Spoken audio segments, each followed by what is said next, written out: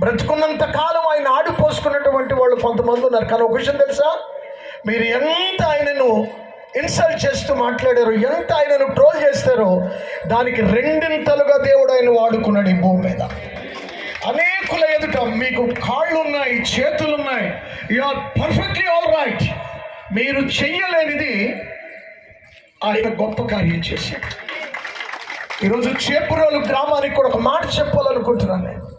బహుశా ఈ గ్రామంలో కూడా ఆయన అంటే చిన్న చూపేమో, కానీ దేవుని చేతిలో బలమైన ఆయుధాలుగా ప్రపంచపు నలుమూలలా వాడబడుతున్న దైవజ్ఞులు వందలుగా ఇక్కడికి వచ్చారు. కారణం జోసెఫ్ అనే ఒక చిన్నవాడు, దేవుని పనివాడు కనుక ఈరోజు ఈ ప్రాంతానికి రావడం.